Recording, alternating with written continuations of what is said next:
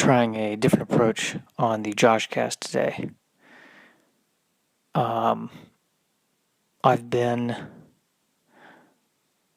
up and down with depression, and I'm feeling better. I hate to say I'm feeling better, because I feel like as soon as I say I'm feeling better, something will come along that makes me feel bad again. So I hate even admitting it, but I actually am feeling better.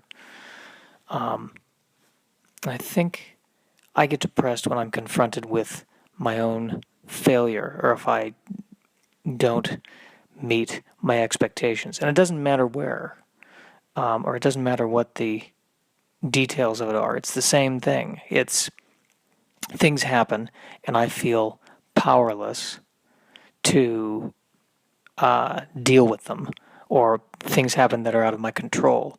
And the way that I gain control is I put all the anger on myself and beat myself up.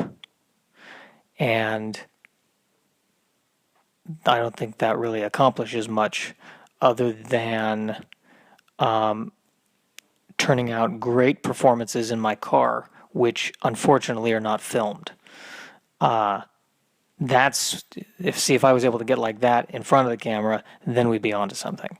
I've had some of the greatest acting I've ever done has been in my car, melting down. I try to cry as much as possible lately. I think it's good. I think it gets everything out. It's better than holding it back. At least that's my theory. We'll find out if that is true. But, yes. My goal is always to try to be funny on this, and I feel like I'm not sure the last time this podcast was funny. I'm not sure what the goal of this podcast is at this point. The funny it should be at some point. It should be funny. That should be that's where the train is going. That's the chart I've charted. That's the course I've charted. That's the course I've plotted. We're on course to funny. We're going in the direction of funny. Funny is California, and we right now are in somewhere in the middle of Oklahoma. That's, in terms of funniness, I think that's where we're approaching.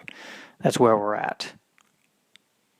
I was diagnosed with mild depression when I was growing up, although I was told by my psychologist that it actually really is depression, but they wanted to call it mild depression in case they didn't want. I think the idea was that they didn't want me to have a pre-existing condition for fear that I wouldn't be insured.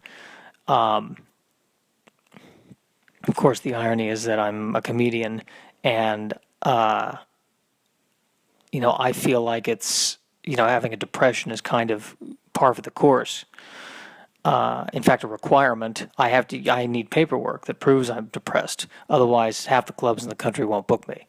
The rumor has it, wise guys, if there's not at least a mild depression, at best you'll be the MC. I find that the best way to deal with depression is to not isolate, which I've been told by multiple people. Do not isolate when you get depressed. I should go and be around people or talk to someone.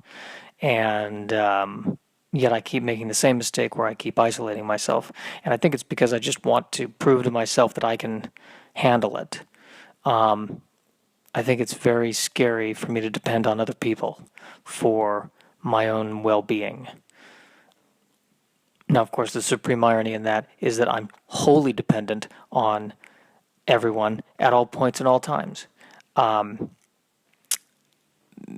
certainly cannot kill my own food. I can't grow my own food. I can barely go to the store to get my own food. It has to be handed to me. And anything beyond that, I simply fall to pieces. So this notion that I have to do it all on my own and that I don't rely on anybody else is a fallacy. I'm also using big words right now because it's I want you to find me intelligent. on the off chance that my soulmate is listening to this. That would be weird if my soulmate was listening to this right now. That would be very weird. I would be but on the other hand, if it was my soulmate, then she probably should be listening to this. It might not even be a she, it might be a he. I don't know.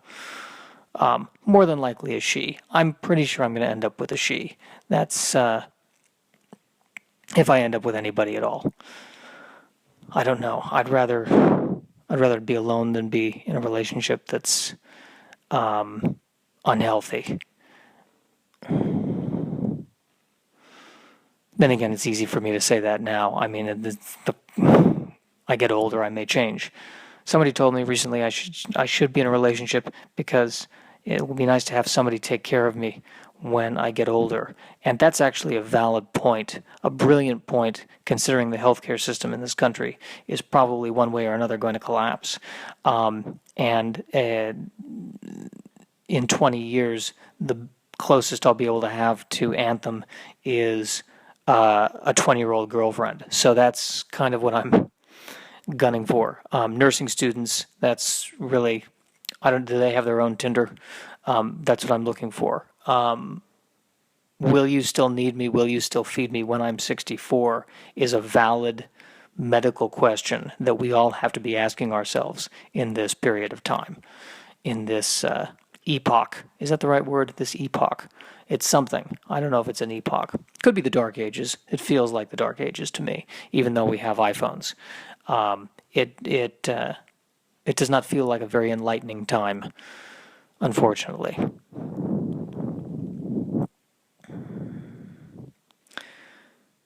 Been asked to submit a writing sample, and I'm going through all of the writing I've done. I've noticed that as soon as somebody asks me for a writing sample, I suddenly become the worst writer on the face of the earth. It is, no matter what, I could have just won the Oscar for something. If somebody then said, "Hey, I need a writing sample," I'd think, "Oh, I can't send them that Oscar-winning script. It's terrible. The Academy made a mistake. It was another Moonlight. It was Moonlight, La La Land all over again. They called the wrong name. That's all there was to it." And it's a huge assumption that I would even win the Oscar for a screenplay. Hopefully an original screenplay, not an adapted screenplay. I care that I'm original, said the neurotic Jewish comedian. Well, I'm amusing myself. I suppose that's something. I guess I'm just at a point in my life where I'm trying and trying and trying, and I still feel like I'm not good enough. And I'm just not sure I'm not sure how to handle that beyond sobbing, which seems like really the best way to handle it at this point. I highly recommend sobbing. Sobbing is probably healthier than any other thing. I'm beginning to think that sobbing is healthier than talking. I'm tempted to do a podcast where I just record myself sobbing. I think that might be really revolutionary. And sadly, it might be funnier than anything I'm coming up with at this point. Just sobbing into a podcast. Just sobbing into a mic. That's what we'll call it. You can hear the tears dropping on the phone. I think that would be a revolutionary podcast. I think I'm going to launch it on SoundCloud next week. Don't worry. I'll have many hours.